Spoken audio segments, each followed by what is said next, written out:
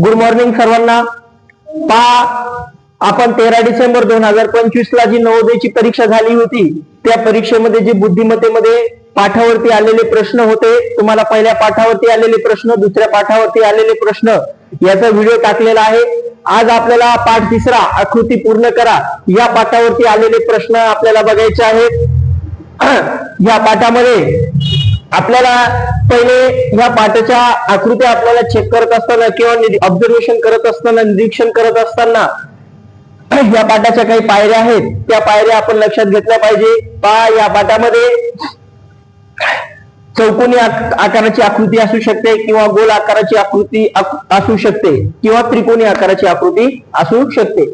या तीन पर्यायापैकी एक कोणत्या तरी आकाराची आकृती असू शकते. आता याच्यामध्ये काय करतात ते आकृतीचे 3 भाग ते काय करतात, पूर्ण केलेले असतात. त्याच्यामध्ये किती भाग पूर्ण केलेले असतात? 1, 2, 3. आणि एक भाग कसा असतो? अपूर्ण असतो. तो आपल्याला कशामध्ये बघायचा असतो? पर्याय आकृत्यामध्ये आपल्याला शोधून काढायचा किंवा बघायचा असतो. आता याच्यामध्ये प्रश्न आकृती एक असते आणि उत्तर आकृत्या किती असतात रे? ओके. ज्या प्रश्नामध्ये कदाचित आरशातील प्रतिमा येऊ शकते, कदाचित, फक्त कदाचितच येऊ शकते. मग याच्या वेळेस आपण काय करायचंय? बघायचंय.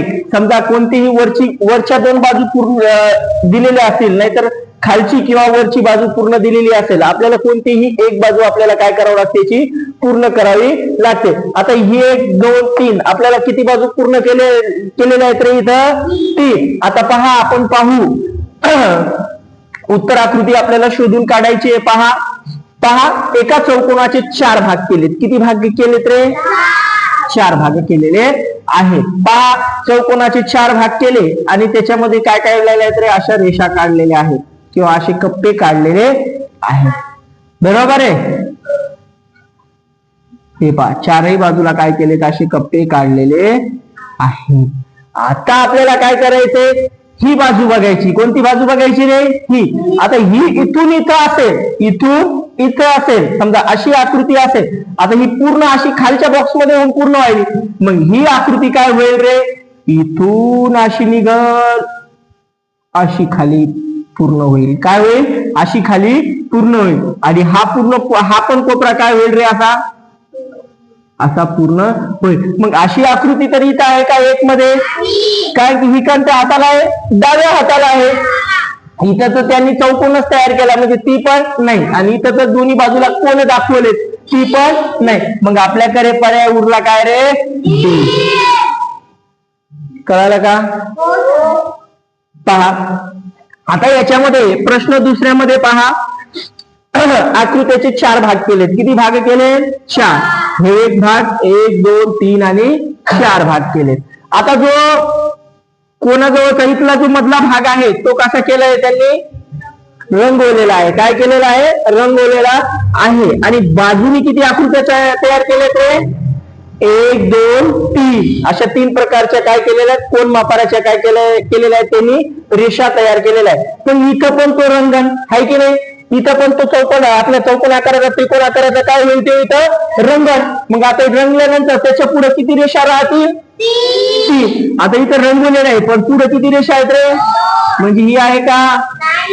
आता इथं रंगवलेलाच नाही, ही आहे का? आता इथं रंगवलेला आहे, पण रेषा किती आहेत? 1, 2, 3, 4. म्हणजे ही पण नाही. आता इथं रंगवलेला आहे आणि रेषा आहेत 1, 2, 3. म्हणजे पर्याय क्रमांक डी. कळालं का? है की नाही? या 13 डिसेंबरला 2025 ला जी परीक्षा झाली होती नवोदय, त्या परीक्षेमध्ये आलेले प्रश्न आहेत. एका पाठावरती किती नवोदयचे प्रश्न येतात रे बुद्धिमत्तेच्या?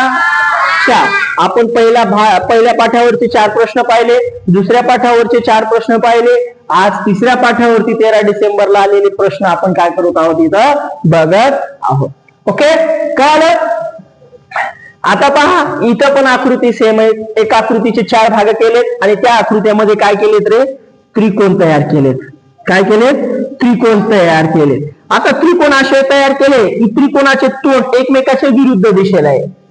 एकमेकाच्या विरुद्ध दिशेला आहे. पहा, या त्रिकोणाचा तोंड असा आहे इथं, तर याचा तोंड इकडं समोर खालच्या बाजूला आहे, इकडं याचा वरच्या बाजूला आहे, याचा खालच्या बाजूला, याचा इकडं वरच्या बाजूला तोंड आहे, याचा इकडं खालच्या बाजूला तोंड आहे. मग याचा इकडं वरच्या बाजूला तोंड आहे, याचा इकडं खालच्या बाजूला तोंड आहे. मग हे ह्या त्रिकोणाचे ह्या त्रिकोणाचे एकमेकाच्या विरुद्ध तोंड आहेत. मग याचे पण काय होतील रे बाबा? विरुद्ध म्हणजे कसे विरुद्ध होतील सांगा बरं. हा कोपरा कसा होईल? असा. याचं तोंड कसं होईल रे? इकडं असं. आणि याचं तोंड कसं होईल? इकडं. पहिले हा कोण आपण असं तयार करू, हा त्रिकोण असा तयार करून घेऊ आणि याचं तोंड होईल असं इकडच्या बाजूला. ए मध्ये तशी आकृती आहे का रे? बी मध्ये आहे का? डी मध्ये आहे का? मग पर्याय आपल्याकडे काय उरला रे? सी. पर्याय क्रमांक किती उरला? सी. पहा आता याच्यामध्ये पण सेम तशीच आकृती आहे. आता ह्या दोन आकृत्या जर एकमेकाच्या विरुद्ध असतील तर ही आकृती पण सुद्धा त्याच्या एकमेकाच्या काय राहणार आहे? विरुद्ध राहणार आहे. आता आकृत्याचं तुम्हाला माहित आहे, हे जो शंकू आहे या शंकूचं तोंड ह्या आकृतीकडे राहणार आहे. कोणत्या? या आकृतीकडे. तर जिथं त्यांनी एक अशी रेषा सुद्धा दिलेली आहे, असा एक कोपरा सुद्धा काय केलेला आहे? त्यांनी झाकलेला आहे. काय केलेला आहे? कोपरा झाकलेला आहे. पहा आता हे इकडे म्हटल्यानंतर हे कोपरा कुठं असला पाहिजे? इकडच्या हाताला आला पाहिजे. आता इथं खालच्या हाताला आला म्हणजे ही राहील का? आता इकडं जर इकडच्या हाताला आला पण शंकूचं तोंड कोणत्या हाताला आलं रे? उजव्या हाताला आलं म्हणजे हे पण राहणार नाही. इथं पण कोपरा कुठं आला रे? खालच्या हाताला. म्हणजे आपल्याकडे आकृती कोणती राहिली रे? पर्याय क्रमांक डी क्रमांकाची काय राहिली आपल्याकडे? आकृती राहिली. अशा प्रकारे हा काय झाला? त्याचा कोपरा तयार झालेला आहे. अशा प्रकारे आपण पर्याय क्रमांक डी ही ती आकृती काय होते? ती आकृती काय होते? पूर्ण होते. अशा प्रकारे आपण किती आकृत्या पाहिल्यात रे तिसऱ्या पाठावरच्या? अशा प्रकारच्या काय झाल्या?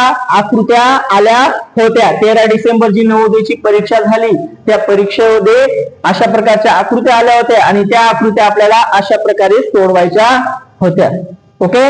जर काही चूक आढळत असेल तर नक्कीच कमेंट्स मध्ये कळवा. थँक्यू.